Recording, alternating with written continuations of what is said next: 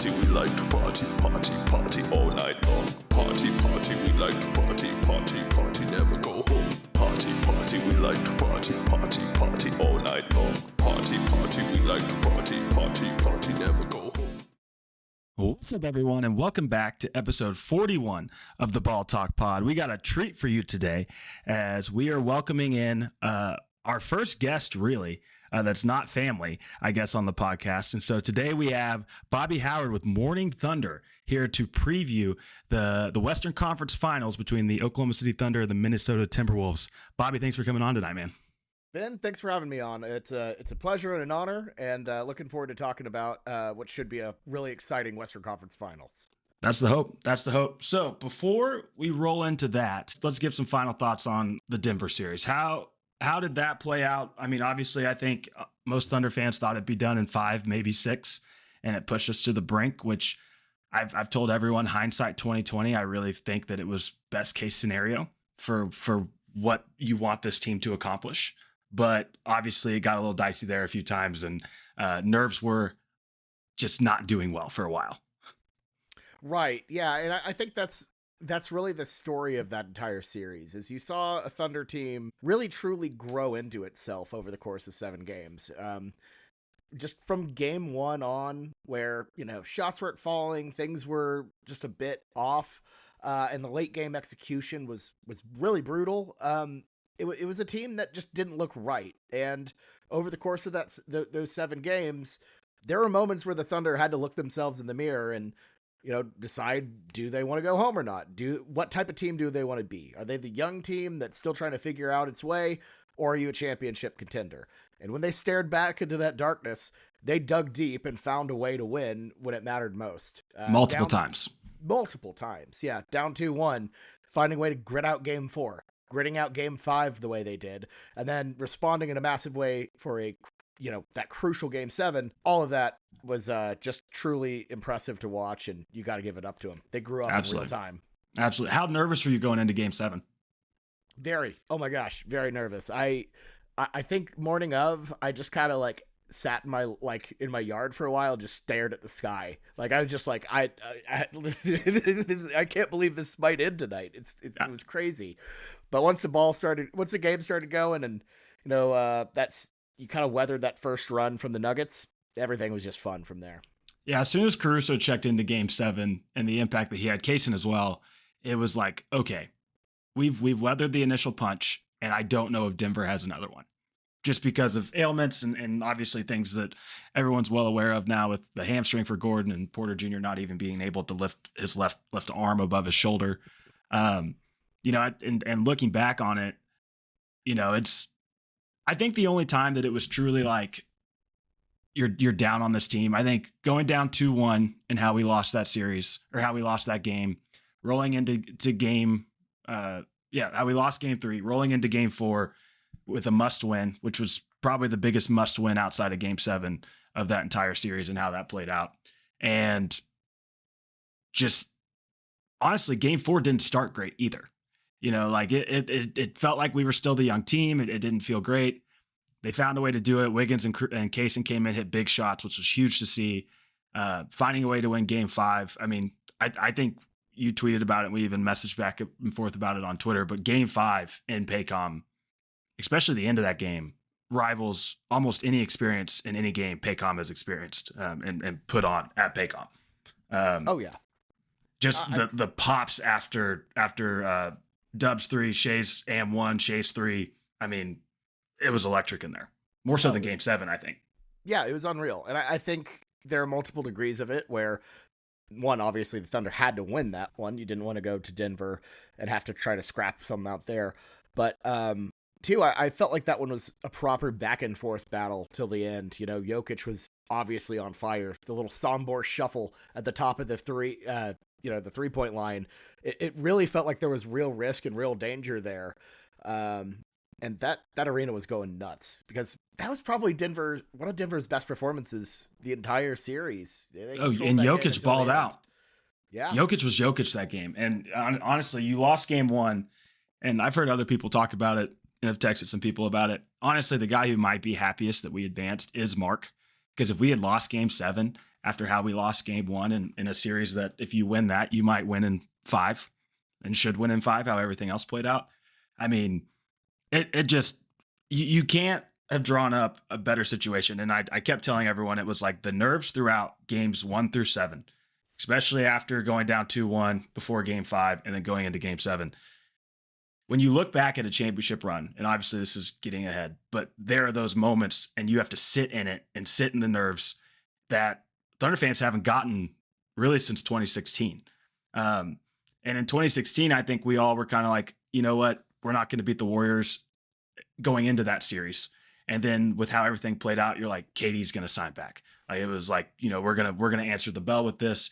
And with this team and how they played, it was like, please just don't be that regular season team that everybody else was talking about. Please don't give ESPN more ammunition to not talk about the Thunder or do so in a negative way. And Mark, man, he deserves a lot of credit for what he did in game 7, the rotations. I don't, what are your thoughts on, we only really played 8 guys in that series, in that game? Yeah, I thought it was genius. The entire series, he had like a really big rotation, you know, putting in guys like Isaiah Joe, obviously Jalen Williams, Jay Will was touted as a bit of a Jokic stopper. But, you know, to make that switch in game 7 where you cut out Isaiah Joe and then completely flip it where you're like, we're not doing the Jay Will thing anymore. We're going to put Caruso on him primarily. And I think that threw the Nuggets for an entire loop to just kind of flip the series on its head, pull this like last little card that you know, could never see coming. And thank God he didn't play it earlier. Thank God he didn't try that earlier. That was huge. Because Jokic could have figured that out. Absolutely could have. He can figure out anything. But you needed it for one game, and Mark had it in his back pocket the whole time. He just had to get there. And I think Caruso is going to be just one of the most interesting chess pieces going into this Wolves series, and how he's utilized, who he guards, how the rotations look. I mean, I'm assuming, you know, like, I guess we can just roll right in. You know, game 1's coming up tomorrow night, 7:30 Central Time at the Paycom Center. What are your initial thoughts on this series? Were you excited to see the Wolves? I mean, I'm sure after the Nugget series, it's kind of like, we just have to get there and we'll play whoever we want to play. Yes. But what are your thoughts on facing the Wolves? Yeah, it's interesting because I feel like, thinking back to my thoughts at the start of the playoffs, when the Wolves were a legitimate option to be the 8th seed, kind of, not when that play-in race is kind of being decided in the final couple games, you're like, they were a true option for the first round. Yeah, you're like, you don't want to see the Wolves. I don't want to deal with them. If you have to deal with them later. So seeing them late, they're definitely a matchup that, has given, the Thunder some fits in the regular season. But granted, the Wolves weren't quite the Wolves then. They had some injuries in that really weird kind of condensed time frame when we played them. The Thunder weren't quite 100% either. So to me, it's one of those where, I mean, they're not going to be pushovers by any means, but in the Western Conference Finals, nobody is. This is the and first you shouldn't time... expect that. Should not expect that. Yeah, exactly. And this is the first time, actually, in a weird way, that the Thunder are favorites going into a Western Conference Finals. They've been underdogs in every single one against the Spurs, Mavericks, Warriors. All of those, they've been dogs. So it's a bit of a weird feeling coming into this one and expecting, OKC to be ahead. But I think, I don't know. I think the Wolves provide a good challenge for sure. Absolutely. I think it's exciting. I think, all the Twitter talking heads and in ESPN, I mean, I'm sure you saw Marcus Morris today said that, he doesn't even think the Thunder are worth talking about, almost like he said in the regular season, because he just doesn't know what to think. It's like, we just beat Jokic in a 7-game series. I understand a lot can happen and there's no guarantee we win this series, but man, it's just for clicks at this point. It's like, I don't know how to not give these guys any more attention. But you mentioned, go ahead. All of the teams he said were better than OKC. They're all gone. Who is it? Like the Clippers, the Warriors, the Lakers, people that didn't even get out of the first round. No. Yeah. Two guys who didn't, advance past the first round. And then, the Warriors who, granted they had the injury, but I think the Timberwolves were going to find a way to win that series regardless. Well, I think in looking at that, I tried to tune into as much of that series as I could, and it was always a late game, so I usually turned it off early because the games were well out of hand by that point. The Warriors almost had the same issue that Denver had in that you had Curry, who was the earth revolved around him as it should. But then Draymond plays off of Steph, and Jimmy's 35 and not what he used to be. And you had we're both Oklahoma guys, so love seeing Buddy Hield being able to do something in the playoffs. But the Warriors just are not deep. Like they were scratching and clawing just to find someone with a pulse, and they at least tried. They were playing more people. Denver was like, we have 6.5 guys. We're going to play 6.5 guys. So I think that's an interesting aspect of this series is like how truly tested have the Wolves been. And going back to, what Marcus Morris said is it's like, everyone picked the Lakers as like, I think if you went back and looked, they were either 1 or 2 in most bet teams to win the Western Conference. And they don't even escape the first round. They're the team that's like, man, please don't let like anyone but the Lakers, especially after the doubleheader we played with them to end the series, the home or the last 2 home games. It was like anyone but them. We don't want to see Luka again in the series. And then when you get into the playoffs, and we talked like on this podcast, we talked about it in that when we lost that first game, it was like, I don't think we played the Lakers in any way, shape, or form how we would in the playoffs. And then once the Lakers got into the playoffs and the Wolves are playing better, they had a rough stretch to begin. The Wolves just ran through them. Like that series was never close. And so they've played two teams that really don't have centers. That's now a strength for the Oklahoma City Thunder.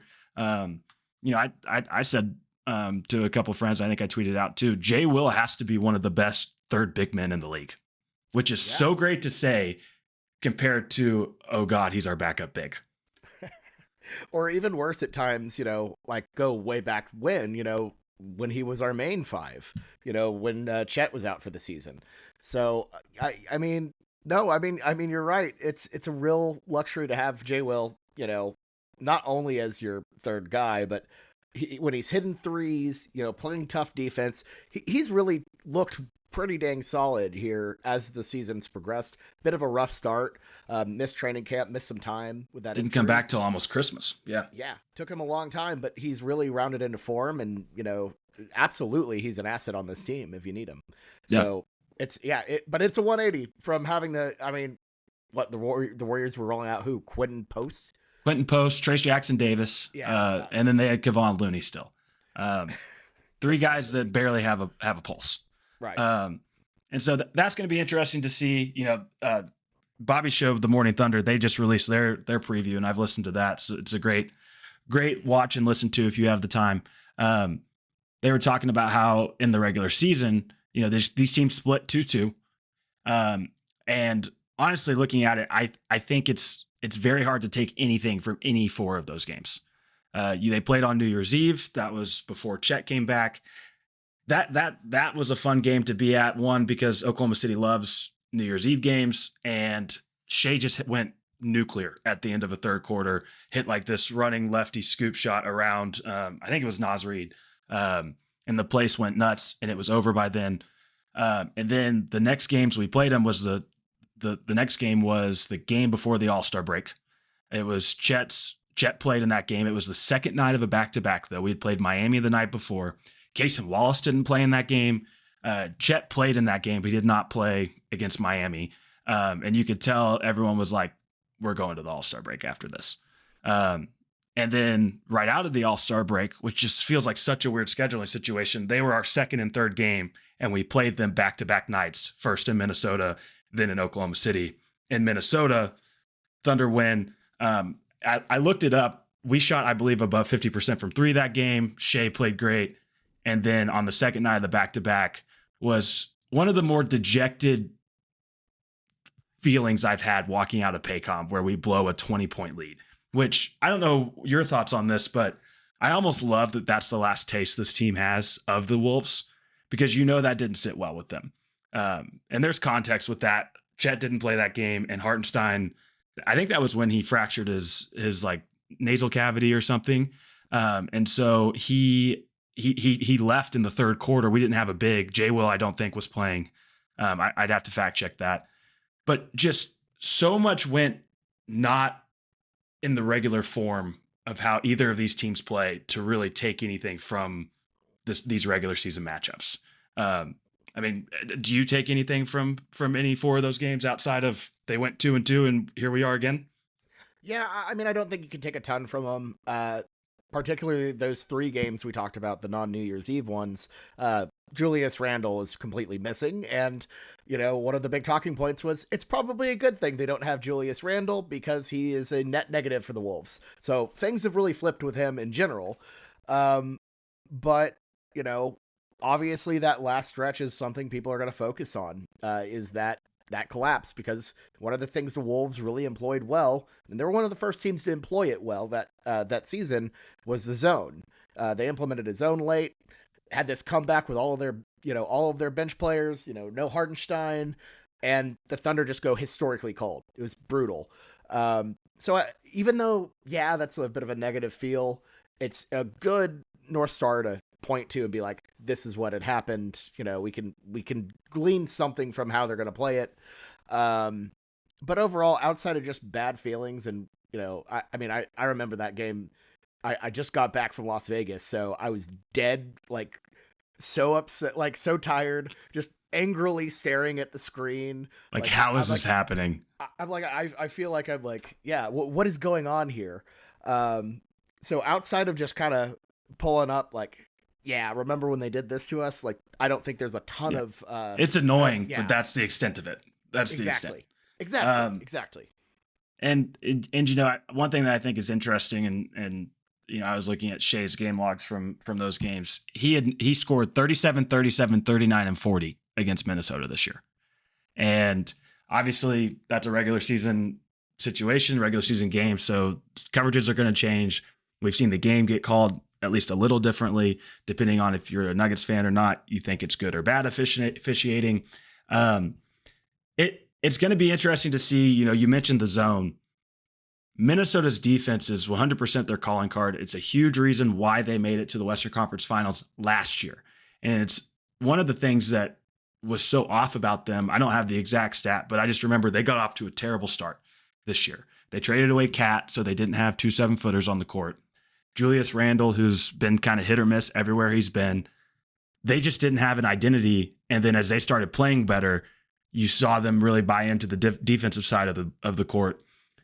And now when you implement a zone like that, Ant up top, Jaden McDaniels is, I mean, people would say if you were going to draw up the prototypical or stereotypical Shea stopper, he has the wingspan, the length, the quickness. He's a phenomenal player. He's stepped up for them big time, especially against the Lakers. And and then you throw in, even though they traded Cat, they still have Rudy Gobert back there, Naz Reid coming off the bench. And then like Dante DiVincenzo, Shea's cousin, Nickeil Alexander-Walker. It's just a deep team with athletes that you did not see in this Denver series, that if they deploy that zone, Oklahoma City is going to have to shoot better if they want to feel good about advancing out of the Western Conference Finals, which I don't think, we're not breaking news here on this podcast. But right. Bottom line, shoot better, because I think you're going to see a lot of zone. Yep. I mean, that's how you stop a zone, without a doubt. And you have a really good point there and my colleague Jameson brought up something similar on our show. If you thought the Nuggets did the zone well, the Timberwolves are way, way better equipped to run that than Denver was. Not only do you have the depth, but you're not sending out like one-armed man Michael Porter Jr. And grade 2 hamstring strain Aaron Gordon trying to block Chet on a backside lob. Yeah. Julian Strother. Like this is like they have a way better setup to guard that. And I think if you're the Thunder, you're obviously preparing for it. It's coming. I think it helps to have that tape a little bit. But yeah, the Wolves are very, they're long, they're rangy. There's a lot of, I don't want to say a lot of concern, for stopping Shea, but they're pretty dang well equipped to do it. So at least slow them down. Yeah, absolutely. And, you know, they have guys that they can throw at him, not just McDaniels. I mean, Shea talked about in his post-game presser after Game 7 about how close and how in step he's been with Nickeil Alexander-Walker throughout their entire life, whether that was picking up a ball. He was like, we went to prep school together, got drafted together. If anyone knows how to defend Shea outside of maybe Lou Dort, his cousin's the best that would at least know his tendencies and things like that. Not to say that you can stop Shea, but you might be able to slow him down a little bit to where you have to have Dub perform, you know, not like Game 7 Dub every second of every game. Because, you know, if you think about it, he didn't score a point in the first quarter and exploded for 17 in the second. So you don't need second quarter Dub the entire series, but you need Aaron Wiggins to come in and hit, you know, 3 threes in a game or two. You need, I mean, it'll be curious to see how Mark does rotations with, I'm assuming we'll expand it back out to 10 plus with Isaiah Joe, and it'll be interesting to see how much run J Will gets, because I think the biggest storyline from the Thunder side of this is the rotation and maybe not so the starting lineup, but how much single big are we deploying versus the double big? What would you go with? Yeah, I mean, I think that is the big question, and you know, the cat's kind of out of the bag with how the Thunder have been able to play against bigs when you play that Caruso piece, which I think is great. And I honestly think that, you know, if we're talking about starting lineups, I don't think they change much. But I think there's merit to zigging while they're, you know, staying big and, you know, doing their thing. If you look at like the rap that Julius Randle and Rudy Gobert have, there's one common denominator with both of them, is that Rudy Gobert, great, no hands. Julius Randle, also great, but he is turnover prone. So you can get Cason Wallace, you know, Alex Caruso, Lou Dort, you know, if you can have them like really frustrate and get them to turn the ball over, you know, that is a strength for sure. Of course, you don't want to get overwhelmed, but luckily, if that happens, you have Isaiah Hartenstein, you have Chet Holmgren there to help out as well. So I think it's going to be like every series we've seen so far, where Mark's going to kind of start with the base package and sort of develop and see what works, poke, prod, and by the time the series wraps up, he's going to have a good idea of how he wants to stop them. But if you ask me, I think you probably go base and then just see what works. But I think you have a healthy dose of Alex Caruso the entire way. Absolutely. And I think each passing game, like, you know, you saw it in the Memphis series and even in the Nuggets series, Game 2, I think Caruso played 11 or 12 minutes in that game, which obviously context, it was a blowout. We didn't have to. But as each game gets more and more important, you're seeing more and more Alex Caruso, which then goes back to the funny verbiage of March Twitter, where everyone's like, I can't believe the Thunder got fleeced and gave up a rising superstar in Josh Giddey for Alex Caruso and didn't get any picks back. And it's like, I would give every pick we have in the treasure chest if for this version of Alex Caruso, because he is the reason you are standing in the Western Conference Finals. And so I think for him specifically, you know, Julius Randle's been he's been like a reclamation project for the Wolves in this playoffs, and he's played great. He's averaging 23 a game just in this playoffs alone. 5 rebounds, 5 assists, really almost 6 for each. Whenever you go double big, you know, everyone's talking about how does he match up with Chet.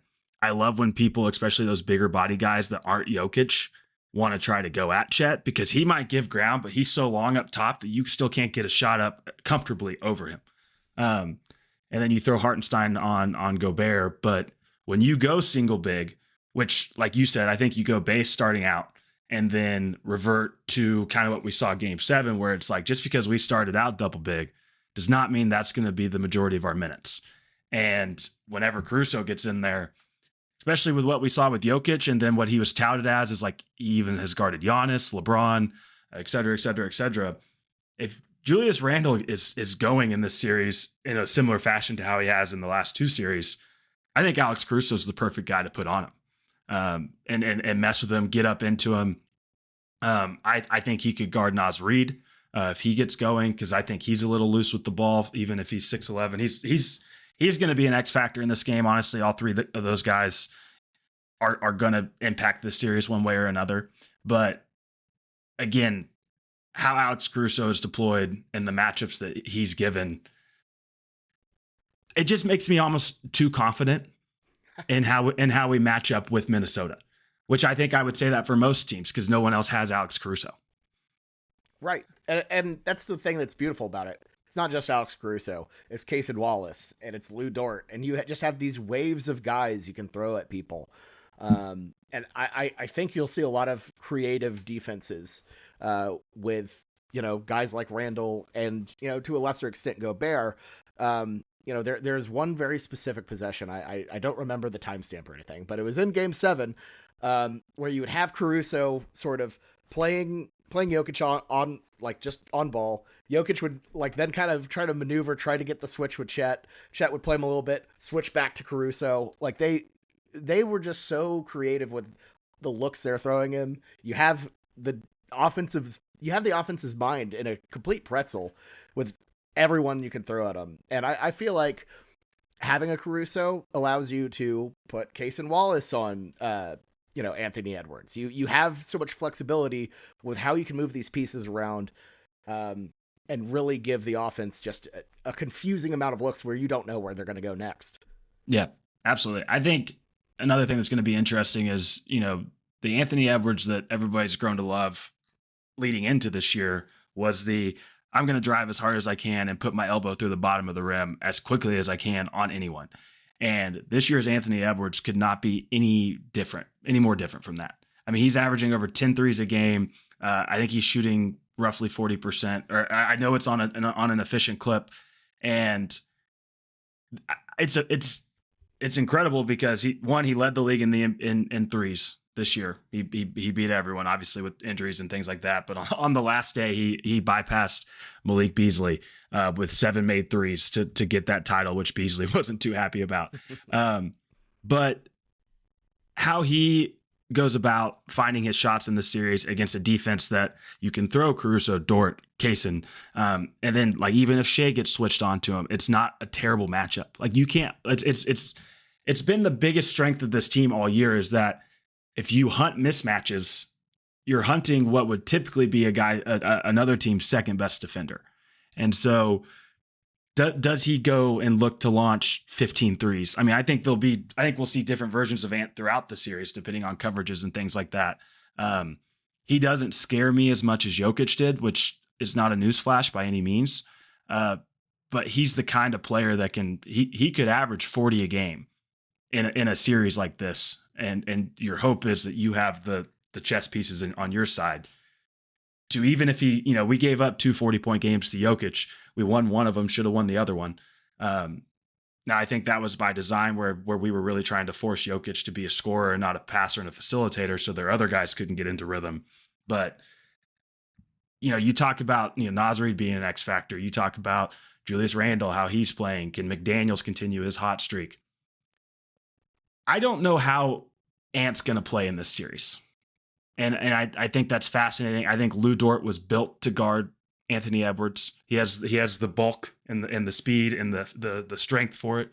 But if he shoots well, obviously you have to tip your cap because he's going to hit some deep, tough contested threes.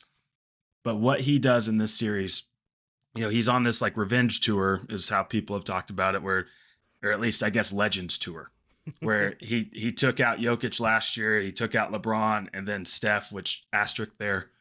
Wow. He didn't even win in the game that he played against Steph. No, it was a blowout, and he didn't even play in half of it.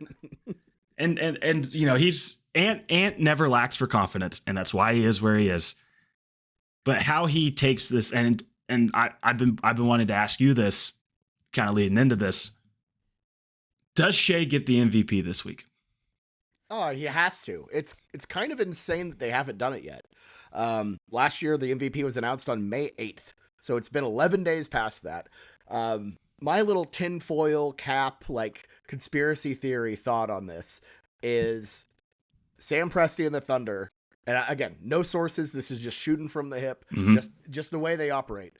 Sam Presti and the Thunder have been holding this off intentionally and have been saying, we're not going to have him get it in front of Jokic. We're not going to disrespect him. We're going to focus on this series and we'll do it after. And it's too odd that all of the NBA awards just stopped, we're already seeing them pop back up again. Well, they're doing all rookie team tomorrow, right? Right. Yeah. All rookies tomorrow. Why would that come out before the MVP? Why? It's Like, weird. that doesn't make any sense. It's weird. I don't know the whole process. It makes no sense to me. But yeah, the only thing that I can fathom really is that, you know, they put a freeze on it, and I don't know. Again, no merit to this theory whatsoever. It just sounds very thundery and something that Sam Presti and the organization would Like do. when Presti writes his book and this is like chapter 15 or whatever, we're like, yeah, we knew that, Sam. Like you're not, we knew it. Right. Well, and the thing with the MVP award, TNT has exclusive rights to announce all awards in the NBA, and the Thunder, like, honestly, rest in peace to the Thunder playing on TNT, because that will never happen again. Yep. We're on ESPN from here on out and ABC for the finals. So, which I'm really bummed about. Bob Myers is coming to town, folks. He better like Bob's Steak and Chop House, you know, in the Omni, and you know, he needs to get to Jones Assembly and Frida, because he's going to get real comfortable here. Oh, Lord. But him, Stephen A, he'll be here. But that bums me out, though, because I remember I went to Game 3 of the Western Conference Finals in 2016, and one of the coolest things about it, that was the game that Draymond kicked Steven Adams in the groin, and we blew him out at home, which we blew him out in Games 3 and 4 at home. Yep. But we were in Loud City, me and my buddy Alex, and we just like went down after the game and just hung out and watched Shaq, Barkley, Kenny, and Ernie just chat it up. And I don't have the same desire to go watch Bob Myers and Stephen A find a way to talk bad about the Thunder, even if they've won the game. Right. The 5 seconds of their halftime show that they have, you know, because the rest is advertisements on ABC and ESPN. But that's beside the point. Yeah, Bob Myers ain't moving the needle for me. No. I'm just glad he's not calling the games. 'Cause, gosh, it was horrible this year. Thank God. Worst announcer, most biased announcer. And I understand why he is. You know, he was a GM of one of the best dynasties in sports. Why would he ever? This is a whole other tangent. Why would he be calling Warriors games? Like, it was so annoying. He literally built that team. He would refer to him as like, well, we're looking pretty good. Like, it was always we. And it's like, dude, this can't be happening. Mute. Where's, like, one of the few times people are like, I need Michael Cage and Chris Fisher walking me through Church League. Like, exactly. Oh my God. I yearned for Michael Cage. Yeah. I mean, it'd be like having me on ESPN. You don't want that. I don't want that. Yeah, all I'm talking about is the Thunder. Right. Yeah. Anyways, beside the point. Yeah. But all that to say, if he doesn't get it this week, I don't know when he'll ever get it. And the rumor now, which there was a rumor last week he was getting it for Game 5.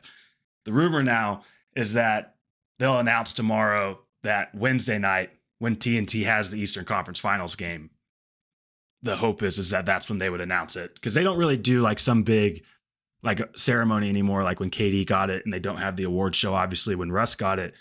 Last year, like, Jokic just like phoned in, and it looked like a FaceTime, and they asked him questions, and Shaq literally told him, you shouldn't have won it. I But remember that. I mean, it was great content, and I appreciated Shaq standing up for the small market team.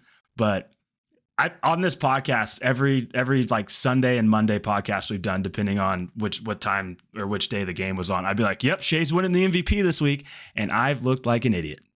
Yeah, same. Oh yeah. In my private like group chats and everything, I'm like, he's surely they're going to announce it now. But yeah, I would hope they would do a little something, a little bit more like what we saw with Durant. Just because I think for Jokic, it's just, you know, he didn't care. It's like another Tuesday for him. It doesn't matter. But for OKC, it's going to happen. It would be a massive accomplishment to have 3 different MVPs in that, like, 11 years? Yes. No other franchise has ever done that. So to do that in Oklahoma City, really just mind-blowing. And 3 different iterations of a team. You know, it was KD, Russ won it after KD left, and then you go through a rebuild, and it's Shea. And that should be celebrated. It will be celebrated. It's just annoying we haven't been able to yet. But yeah, going back to this series, is there any particular guy on the Thunder? I would say probably outside of Shea, because for the most part, you know who he's going to be, what we're going to get out of him. The Thunder advance if, like, insert player, like, he's a storyline, like a good storyline. Who is that player for you in this Western Conference Finals? Yeah, for me, it's if Jalen Williams is J-Dub is reliable. That has to be it. Because I think you're going to find if Shai Gilgeous-Alexander is the offense, they lose this series. You have to be more dynamic. You can't turn into a jump shooting team. I think J-Dub is that variable that can change the equation entirely. He doesn't need to be great every game. He's going to have bad games, but generally there has to be more scoring options than just Shai. So if that's Case and Wallace hitting some threes, Aaron Wiggins maybe getting a little bit of a boost at some point, it's going to have to come, I think, through some open threes. Alex Caruso, of course. I think to me that that's the thing for me. It's Jalen Williams, because you can count on that guy in the regular season. You can count on that guy showing up every night.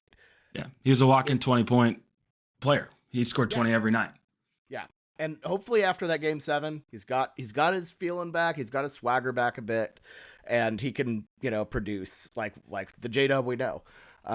Because it's gonna be tough sledding for Shai, and if other players can kind of pick up that load, it's gonna open things up for him, and it's gonna open up the offense entirely. And I think that's almost the easiest answer and absolutely the right answer, because when you think about, one of the things that people are like, oh, this is why Oklahoma City is so good, is because people almost view Dub and Chet as 2A, 2B. But with Chet, he's playing well. You know what you're going to get, especially after Game 1. He put an emphasis on getting rebounds, and that was massive in this series. In Game 7, I think he had 12 points. And it wasn't like anything crazy. It was more steadying with the lobs. He hit a 3. Chet is not the Chet that we saw in the first 8 or 9 games of this season, where he was, getting by everybody. One thing that I always forget to talk about with Chet, I need him to stop dribbling the ball on the fast break. I don't care if there's one player in front of you. I don't care if it's like last series, he tried to get by Jokic and he tapped it past him. Like, we don't need that. And every possession, especially in that series, felt so enormous that every time he did it, I was like, oh my gosh, just pass it. And then Denver had the ball. But there's my little Chet tangent. But Chet's not that player this year, and that is completely fine because of what Dub has shown. And I think your co-host Jameson mentioned it. Especially in Oklahoma, people need to figure out how to not have a football mindset when watching a 7-game series. We're both OU fans, and anytime, especially when Baker and Kyler and Jalen were here, every loss was the end of the season. Because if you lost more than once, you were not making the playoffs. And sometimes when you lost once, you weren't making the playoffs. We saw over a 7-game series with Dub. He wasn't great Game 1, and I think he was 5 of 20 that game, if I remember correctly. And it got so frustrating in that game because Jokic picked up his 5th foul with 3 or 4 minutes left. We still had, it was hovering around a 10-point lead. And Dub just all of a sudden was like, I'm going to drive in and try to get him to foul out. But instead of doing it with force, he kept trying to do all these finesse, try to get it around Jokic. And they don't call that in the playoffs. And they don't really call that a lot in the regular season. And then Game 2, after you see the frustrations, he comes back with a vengeance. He's getting downhill. He's forcing contact at the rim. And he's not worried about getting fouled. He's just trying to put the ball up there. And Game 3, I think, is the worst part of last series, was that no one's going to remember how well he played Game 3. I mean, he was the sole reason you should have won that game. Shai had 18 in that game. It was a horrible Shai game, and he'll tell you that. He said that in the postgame. But Dub had 32. He hits a 3 to put you up 3 late in the game. He hit several clutch 3s in the series, but specifically that game. And we lose that game, and no one wants to talk about it. I don't like talking about it, but it was Dub's best game of his postseason career. Maybe career in general, given the moment. I agree. Absolutely. And then, games 4 and 5, he was fine. Hit the big shot in Game 5. He didn't shoot great per se, but then Game 6 happened and just all the trade talk, stupid. I mean, even after game 5, he hit the big 3. Game 6, scores 6 points. But when you look at the rest of his box score in that game, he had 10 assists, 7 rebounds, one of the things that made him look so bad is because of all the steals he got and he couldn't convert on the other end. He was making insane plays on one side. And the bottom line is 29 other teams would trade almost any asset they have for 23 or 24-year-old Jalen Williams on his rookie deal. And they would give him a max extension in a heartbeat. And he's a third-year player. He's going to go into this series. It's a second real run at the playoffs. You need him, like I said it before the playoffs even began. Shea's going to go win you at least 2 games. And sometimes maybe 3, depending on the matchup and how. Your role players, and specifically Dub, have to go get you a game to get you where you want to go. And you've mentioned it. So many people have said, Dub's the main key. And I don't know how you can't be anything but encouraged with how he played in Game 7 and throughout that series. He took every lump that he could possibly get and came out on top and was arguably the player of the game to send your team to the first Western Conference Finals in 9 years. I don't. Thunder fans just need to stop with the hate. We have a special player, and he's going to be the reason we make it as far as we get.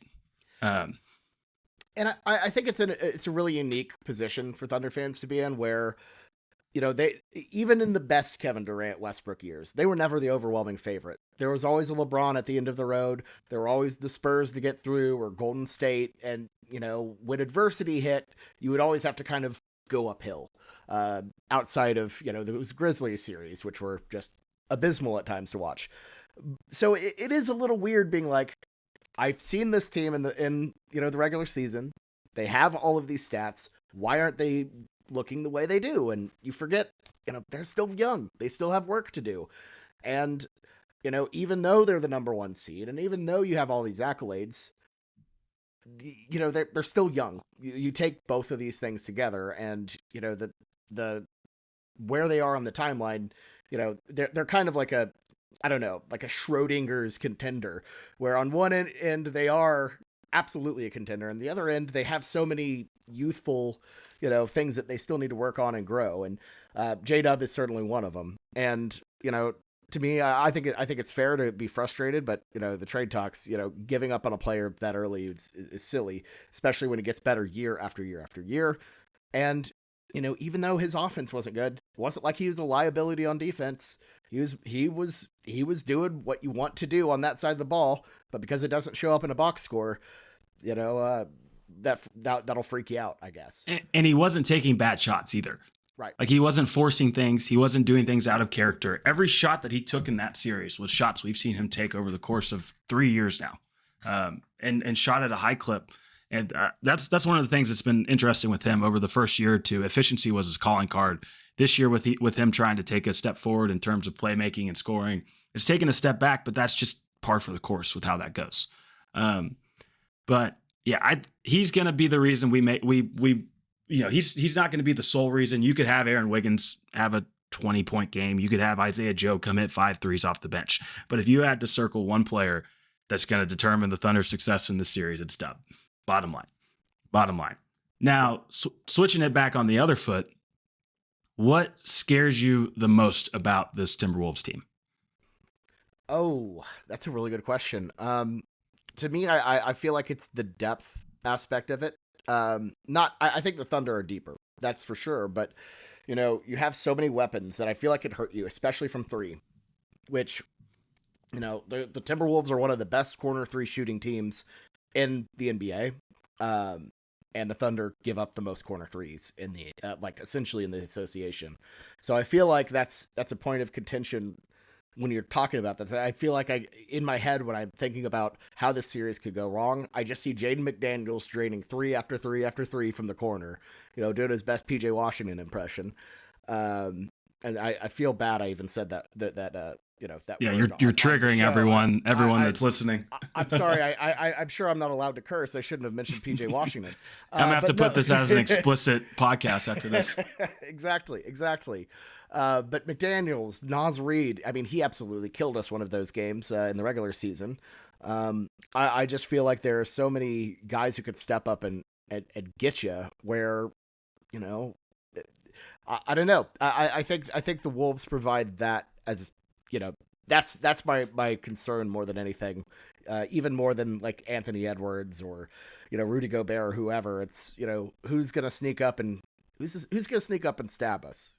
Who's gonna have the Julian Strother game? Who's Right. who's gonna be? I mean, Dante DiVincenzo. I think he shot. Yeah. He shot 25% from three this playoffs, which I hate because it means he's due. It means he's due. I mean, as a team, they're shooting 35%, but and us we'll see. Us Okies, you see a Villanova player come up in a big moment, and you get a little nervous. Yeah, it just shows what happens when Oklahoma people get into a semifinals. Oh no. Yeah. Yeah. Anyways, gotta flip that script in the next 2 weeks. Right. But yeah, I mean, their corner threes is obviously the biggest thing. It was so different in last series because you wanted Russ to take every corner three he got. MPJ, obviously going into it, you weren't that concerned about it because of the shoulder, but on any given Sunday, you would be worried about it. But the Thunder got some injury luck, and every loss, Michael Porter Jr. scored less than 10 points. So he wasn't really someone you were worried about. Aaron Gordon had his injury, obviously. And like there weren't people that scared you. And the Wolves have the depth and the pieces that scare you enough that, Nickeil Alexander-Walker could score, 4 of 6 from three. Dante DiVincenzo could hit, I think in the playoff, I think he's hit like 9 in a playoff game before. And then, that doesn't even account for Anthony Edwards and Julius Randle, but Mike Conley seems to hit timely threes. Naz Reid obviously is a matchup nightmare. I still don't get how he was undrafted, but he was. It's just, it's similar to the Dallas Maverick series last year. I'm getting triggered thinking about it. It's shot variance. What ball goes in the hoop more for which team? And unfortunately, it's just basketball. Like even, when Dub missed all those shots in game 6, he was like, the ball just didn't go in. Shea's bad games, the ball just didn't go in. And sometimes there's nothing you can do about it, which is why this team in that last series was so impressive to see them find ways to win games when the ball did not go in. And the whole controlling what you can control, which was their defensive effort and intensity. And even like Denver gifted them some things with they didn't shoot well either, but that level of intensity, even against a team that's shooting well, it's just great to have a team that I tell everyone every scenario for every game that I think could happen, and it's never the Thunder getting blown out. They're always going to be in every game because of their energy, because of their effort, and that's something very few teams I think of all time have been able to say. So with that being said, I think we're ready for some predictions of how we think this series is going to play out. Now I know you gave yours on your podcast, but could you give me a little tangent, a little bit of information on how you see this series going, Bobby? Yeah, more than happy to share that prediction as well. So here's my thing on it. I know I've given the Wolves a lot of flowers, and I really do think they're a really solid team. And I feel like the Thunder, and maybe this is just the optimist in me, I feel like the Thunder really grew up and figured themselves out over the course of that Nuggets series. From where they started in that game 1, where they weren't taking things as seriously, they didn't execute quite as well, to game 7 when they knew what they were doing, they were sharp, they look like totally different teams. And I just feel like this Thunder team is going to be focused. They're going to be locked in. I think they get both games in Oklahoma City. I think they split in Minnesota and close the thing out in game 5 in OKC. I think it's going to be one of those tight fives, where it doesn't feel like an easy gentleman sweep. I feel like not all gentlemen sweeps are created equal. Like, for example, I think the NBA Finals in 2012, that was a way closer series than I think than 4-1. Absolutely. Yeah, right. If that series was not 2-3-2, it's a different outlook, completely different outlook. Fully agree. And there are so many little we don't Durant getting fouled in game 2. Let's just trigger everyone. Yeah. There's one thing about me. If you bring me on a show, I'm going to talk about all the Thunder grievances of the past. It's a long list. It's a long list. I got a long list. But no, I think it'll be a tight series, close series. I could easily see it going 6, but I just feel like the Thunder, have things more figured out. I think they're a great matchup to slow down Anthony Edwards. I think they're just incredibly versatile. You can slow down the bigs. You can slow down, the wing players. It's, just that roster of defenders you have. It's a nightmare for Ant, just in the fact that you can play physical. If you get a bunch of fouls, that's okay. We'll send Queso on him. We'll send Caruso on him. We'll send Lou Dort on him. They can't call every foul. Right. As we've learned from Game 7. I love it. But yeah, Thunder in 5 is my call. A very humble Thunder in 5, I would say. Mm-hmm. And, we're definitely not Thunder fans doing podcasts either. So right. No bias, clearly. Zero. I picked Thunder in 5 last series, which obviously didn't work out, but I'm going back to the well, especially as you mentioned, if we can find a way to go up 2-0. And I don't think we're going to lose both in Minnesota.